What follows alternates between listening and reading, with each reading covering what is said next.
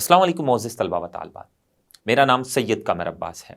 मोअज़्ज़िज़ तलबा व तालिबात, इस लेक्चर में हम हवाई आलूदगी को कंट्रोल करने के तरीके पढ़ेंगे। तो आइए चलते हैं ग्लास बोर्ड की जानिब। अस्सलाम वालेकुम मोअज़्ज़िज़ तलबा व तालिबात।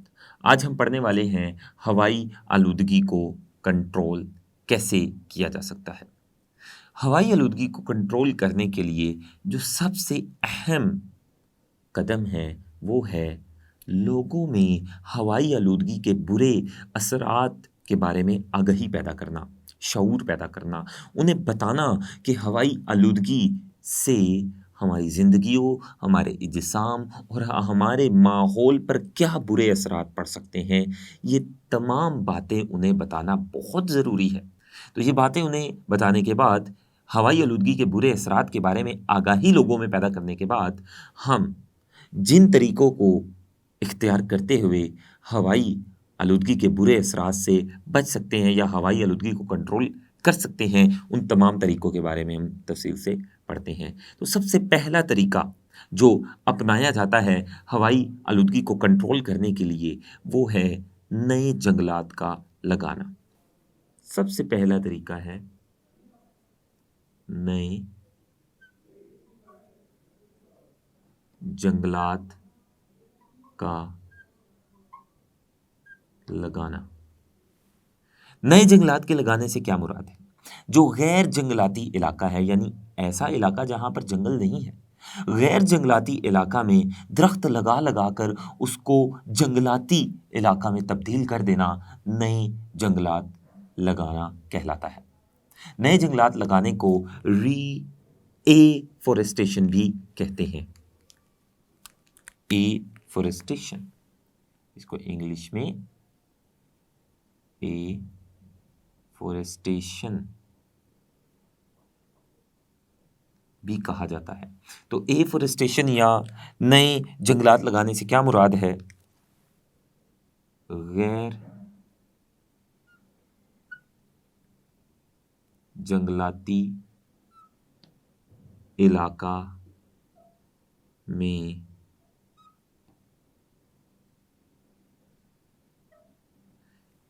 में दरख्त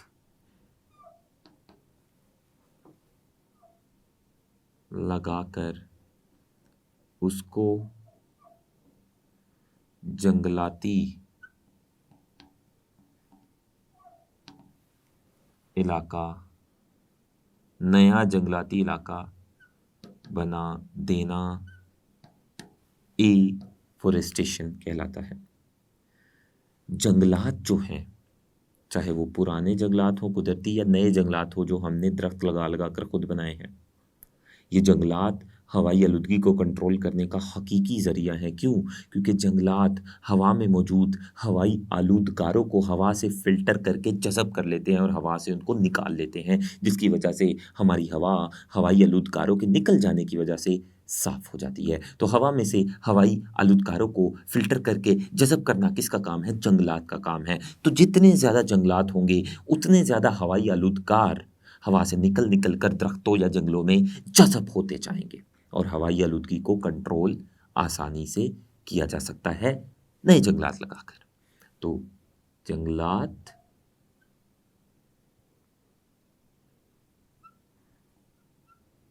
हवाई आलूदगी को कंट्रोल करने का हकीकी ज़रिया है, क्योंकि ये माहौल और हवा में मौजूद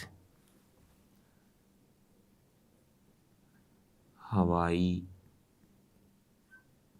आलूदकारों को फ़िल्टर करके जज़ब कर लेते हैं, जिसकी वजह से हवाई आलूदगार हवा से निकलकर दरख्तों में चले जाते हैं और हवा साफ हो जाती है। दूसरा तरीका जिसको हम अपना सकते हैं हवाई आलूदगी को कंट्रोल करने के लिए, वो है सनतों से निकलने वाले नाकारा मादों में तब्दीली करना।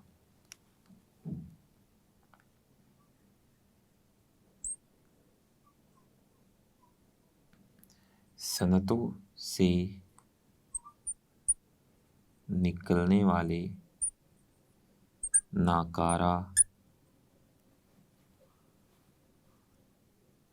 मादों में तब्दीली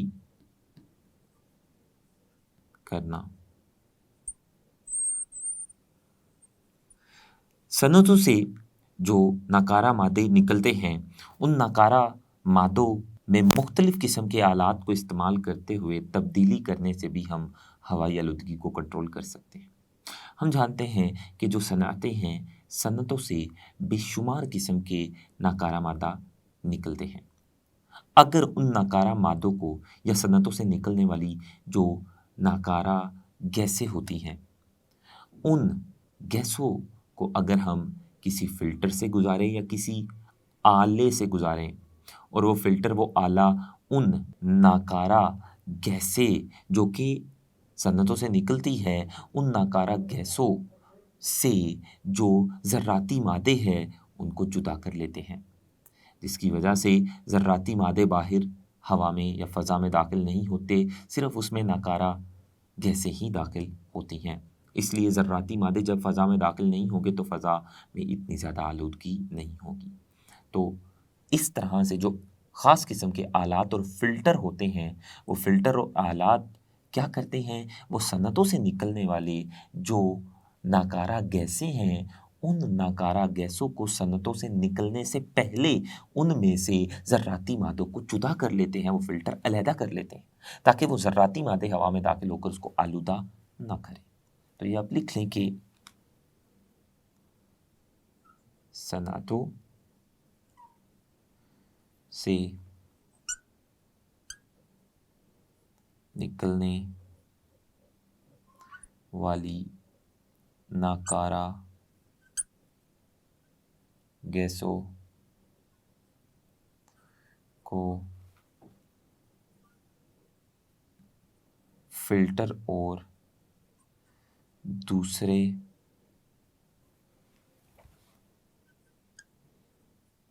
आलात से गुजार कर उनसे ज़र्राती मादे जो कि हवा की आलूदगी का बायस बन सकते हैं, ज़र्राती मादों को अलहदा करना, ये बहुत ज़रूरी है हवाई आलूदगी को कंट्रोल करने के लिए।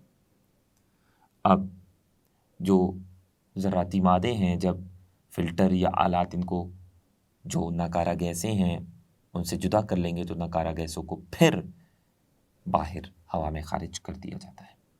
इसके अलावा जो सनतें हैं, सनतों की जो चिमनियाँ होती हैं, चिमनियाँ बहुत लंबी बनाई जाएं, ताकि वो जो चिमनियाँ हैं वो सनतों से निकलने वाली जो बेकार और नाकारा गैसें हैं उनको बहुत ऊपर ले जाकर, फ़िज़ा के बहुत ऊपर ले जाकर वसी इलाके में फैला दें।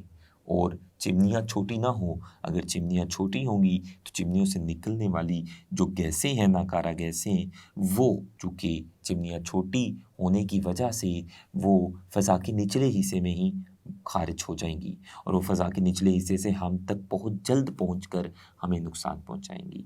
इसलिए सनतों की चिमनियाँ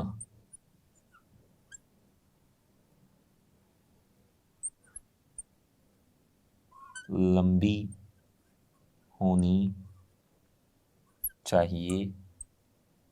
चिमनियाँ ये लंबे लंबे पाइप होते हैं, बहुत बड़े बड़े लंबे लंबे पाइप होते हैं जो सनतों से ऊपर की जानिब निकल रहे होते हैं और यहाँ से सनतों का धुआं बाहर निकलता है। तो ये चिमनियाँ जितनी लंबी होंगी उतना ही ऊपर फ़िज़ा में बेकार और नाकारा गैसें बाहर निकलेंगी या खारिज होंगी और उन नाकारा गैसों का बहुत ऊपर फ़िज़ा में ख़ारिज होना, ऊपर वसी इलाके में फैल जाना, नीचे सतह ज़मीन की सतह पर रहने वाले जानदारों को उन नाकारा गैसों के बुरे असरात से बचा सकता है। तो सनतों की चिमनियाँ लंबी होनी चाहिए, जिसके ज़रिए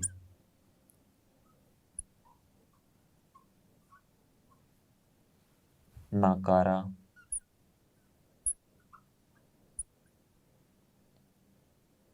या बेकार गैसों को फ़ज़ा में ऊपर ले जा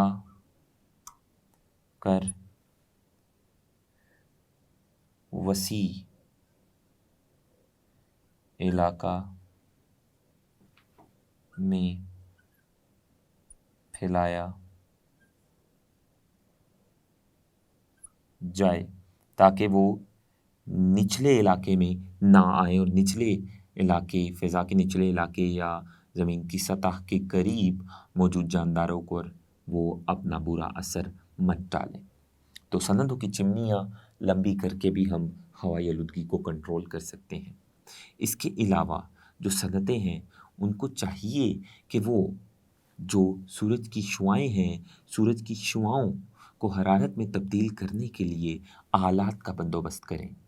बजाय ये कि जो सनतें हैं, वो अपने अंदर कोयले के इस्तेमाल के ज़रिए हरारत पैदा करें, जिससे हवाई आलूदगी पैदा होती है, क्योंकि जब कोयले को जलाया जाता है सनतों के अंदर हरारत पैदा करने के लिए, तो बड़ी ज़हरीली गैसें सनतों से निकलती है, जो हवा को आलूदा करती हैं। लेकिन अगर कोयले को हम एक तरफ रख कर, अगर सनतें कोयले को एक तरफ रख कर जो सूरज की शुआएँ हैं, उन शुआओं को हरारत में तब्दील करने के लिए आलात का बंदोबस्त करती हैं, तो बहुत सारी हवाई आलूदगी को कंट्रोल किया जा सकता है। इसके अलावा बायोगैस पैदा करने के लिए भी सरमायाकारी की जाए, क्योंकि बायोगैस के जलाने से हरारत पैदा होती है और बायोगैस के जलने से भी ज़हरीली गैसें हवा को आलूदा करने वाली पैदा नहीं होती। तो इसीलिए सनतों को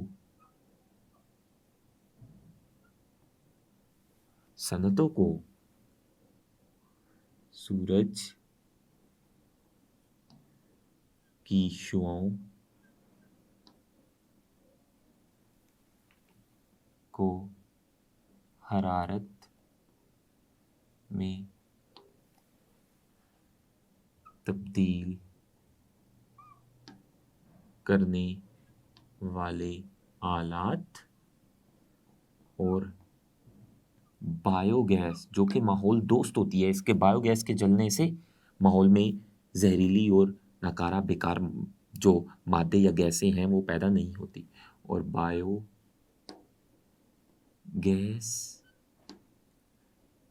को पैदा करने के लिए सरमायाकारी करनी चाहिए, ताकि बायोगैस और सूरज की शुआओं से पैदा होने वाली हरारत जो है, इस अमल से हवा में जो आलूदा गैसें हैं वो पैदा नहीं होती। और अगर सनतों में कोयले को जलाने से हरारत हासिल की जाए, तो उस कोयले के जलने से सनतों से बहुत जहरीली गैसें निकलती हैं, जो हवा को आलूदा कर देती है।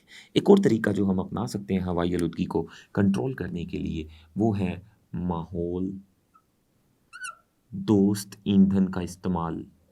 यानी ऐसा ईंधन जो माहौल दोस्त हो, जो माहौल को नुकसान ना पहुंचाए, जिसके जलने से जहरीली गैसें पैदा ना हो, हवा को आलूदा करने वाली गैसें पैदा ना हो, उस ईंधन को कहते हैं माहौल दोस्त ईंधन। इस ईंधन को इस्तेमाल करके भी हम हवाई आलूदगी को कंट्रोल कर सकते हैं। जैसा कि ऑटोमोबाइल में हम सीसा से पाक पेट्रोल इस्तेमाल कर सकते हैं, या सीसा कहते हैं लेड को। ये एक धात है, ये एक भारी धात है। अगर पेट्रोल में ये भारी धात, ये सीसा मौजूद होगा, तो ऐसे पेट्रोल के जलने से ज़हरीले गैसें पैदा होंगी ऑटोमोबाइल्स में, गाड़ियों में, जो गाड़ियों से निकलकर हमारी हवा को आलूदा कर देंगी। तो सबसे पहला कदम वो क्या है?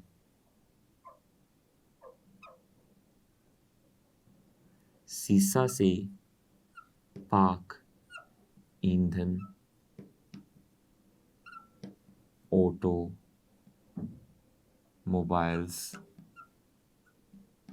में इस्तेमाल करना। इसके अलावा जो कोयला जलाने वाली सन्नतें हैं, उन सन्नतों में ऐसा ईंधन इस्तेमाल किया जाए जिसमें सल्फ़र मौजूद ना हो, ताकि ऐसे ईंधन के जलने से सल्फ़र डाइऑक्साइड गैस ना पैदा हो और हमारी हवा में सल्फ़र डाइऑक्साइड की वजह से पैदा होने वाली आलूदगी कम हो जाए। सन्नतों में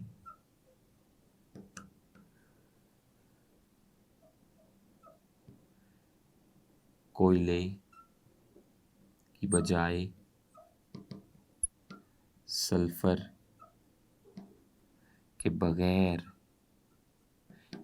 ईंधन इस्तेमाल किया जाए ताकि सल्फ़र डाइऑक्साइड गैस पैदा ना हो और हवाई आलूदगी में कमी आए। तो इन तरीकों को अपनाते हुए हम हवाई आलूदगी को कंट्रोल कर सकते हैं। मोअज़्ज़िज़ तलबा व तालिबात, हमने जाना कि हवाई आलूदगी को हम किस तरह से कंट्रोल कर सकते हैं।